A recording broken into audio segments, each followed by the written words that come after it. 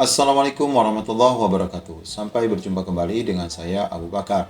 Pada video kali ini saya akan membagikan sedikit informasi dan kembali mengingatkan Bapak Ibu terkait Permenpan RB nomor 28 tahun 2021. Agar Bapak Ibu tidaklah lupa bahwa pelaksanaan seleksi P3K tahun 2021 ini mengacu pada Permenpan RB nomor 28. Apakah saya bisa lolos? Ikuti video ini sampai selesai.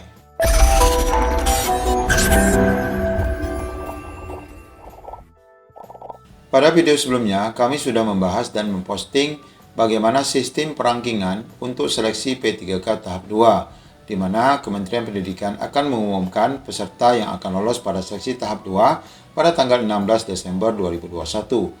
Ya, di dalam video ini kita akan mengetahui bagaimana peluang untuk lolos pada P1, P2, dan P3. Nah, di sini kami mendapatkan banyak komentar ya dari Bapak Ibu sekalian, yang tentu saja belum dapat kami jawab semuanya.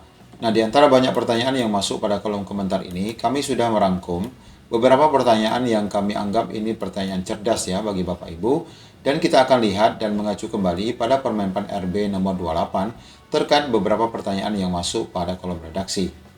Di mana pertanyaan cerdas yang pertama dari Ibu Wiyanti ya Bapak Ibu. Pak, tabel yang dijelaskan tersebut tidak ada nilai menso dan wawancaranya. Bukannya perangkingan di tahap 1 itu adalah jumlah keseluruhan dari teknik, manso atau manajemen sosial-kultural dan wawancara, bukan melihat nilai tekniknya saja. Ya, pertanyaan Ibu Ami ini sangat bagus ya Bapak Ibu, karena di dalam tabel yang kami membahas tentang perangkingan itu tidak menampilkan nilai manajerial, sosio-kultural, dan wawancara. Jadi Bu Ami, jadi benar pernyataan Ibu Ami bahwa dalam penilaian seleksi P3K itu adalah nilai total ya Bapak Ibu, bukan hanya nilai teknik. Namun mengapa kami tidak mencantumkan ataupun melampirkan nilai daripada manajerial dan sosio-kultural serta wawancara? Karena kita ketahui untuk manso dan wawancara rata-rata lolos. Dan nilai yang dimiliki oleh peserta itu tipis ya Bapak Ibu, selisihnya tipis sekali. Nanti kita akan lihat. Sedangkan perbedaan pada nilai teknis ini sangatlah tinggi. Sehingga selisih pada nilai kompetensi teknis ini sangatlah berarti menentukan kelulusan. Kemudian, yang kedua, Assalamualaikum Pak, mau tanya. Tahap 1, nilai sosio 184. Sedangkan di tahap 2, dapat sosio 175. Ya, 184 waktu tahap 1, kemudian tahap 2-nya 175 atau menurun ya. Apakah bisa memakai nilai sosio yang tahap 1? Alhamdulillah untuk teknik lolos PG3 atau passing grade 3. Jadi Bapak Ibu, untuk dinyatakan lolos passing grade itu Bapak Ibu harus memenuhi ketiga-tiganya ya. Kompetensi teknis, kemudian manajerial sosio-kultural dan wawancara. Itu harus lolos ketiga-tiganya sesuai dengan syarat yang ada dalam Permenpan RB. Jadi untuk Pak Abi, nilai 184 yang lebih tinggi daripada 175 tentu saja tidak bisa dicomot satu persatu ya Bapak Ibu. Kemudian dari Welidian, Pak, saya kemarin teknisnya 355. Lalu kawan saya 285, tapi afirmasi 35 plus, sehingga nilainya menjadi 360.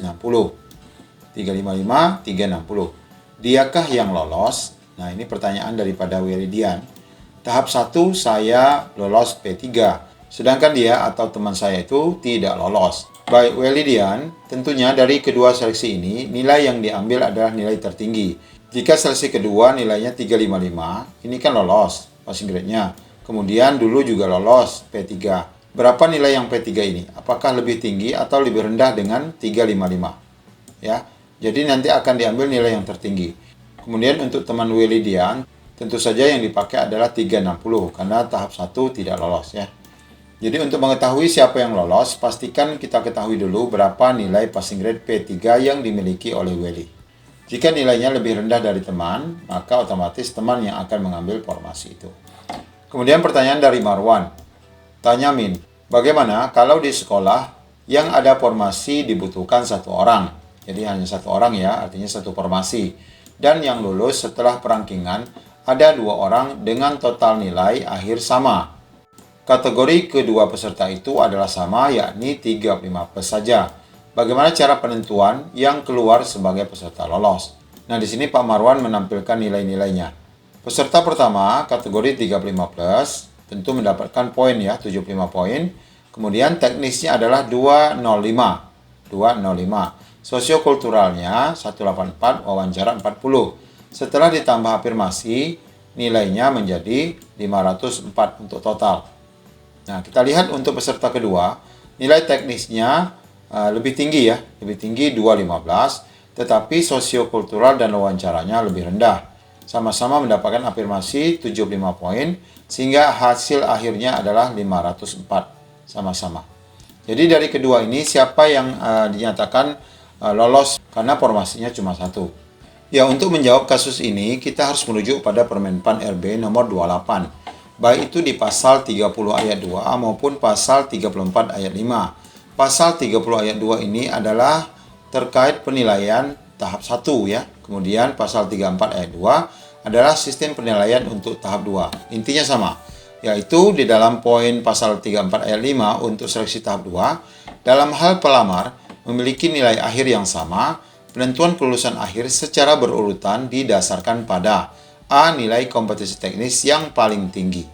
Nah, kita lihat di sini, jika nilainya sama-sama 540, ya 540, ini 540, 540, kita lihat mana nilai teknis yang paling tinggi. Tentu saja peserta kedua yang memiliki nilai teknis paling tinggi, yakni 215. Jika dalam kasus lain ternyata kompetensi teknis nilainya sama-sama 215, maka di sini akan dijelaskan bahwa jika nilai sebagaimana dimaksud pada huruf A masih sama, artinya sama-sama 215, penentuan kelulusan akhir didasarkan pada nilai kumulatif kompetensi manajerial dan sosiokultural yang paling tinggi. Nah, di sini kalau misalnya 215, maka akan dilihat nilai sosiokultural dan manajerial. Siapa yang lebih tinggi nilai sosiokulturalnya di antara 1 dan 2. Jika nilai ini pun sama-sama tinggi, maka pengaturannya adalah yang paling tinggi nilai wawancara. Kemudian jika masih sama tinggi juga, baru dilihat umur. Jadi pertimbangan umur itu merupakan pertimbangan yang paling akhir. Jadi udah jelas ya Pak Marwan, bahwa dari soalan ini yang lolos adalah yang memiliki kompetensi teknis lebih tinggi. Nah, untuk membuktikan itu, mari kita lihat contoh nilai hasil seleksi tahap 1. Nah, di sini Bapak Ibu kita lihat ada dua peserta yang memiliki nilai sama ya, 493. Ya, ini 493. Nah, kita lihat dalam penilaian sesuai Permenpan RB bahwa mereka yang memiliki nilai kompetensi teknis paling tinggi akan menduduki peringkat di atas. Kita lihat di sini 290, sedangkan di sini 285. Meskipun dalam manajerialnya ini lebih rendah dibandingkan yang kedua. Kemudian ini lebih tinggi, ini lebih rendah. Kemudian ini lebih tinggi wawancaranya dibandingkan yang ini. Karena nilai kompetensi teknisnya lebih tinggi, maka peserta 290 dinyatakan lolos peringkat kedua.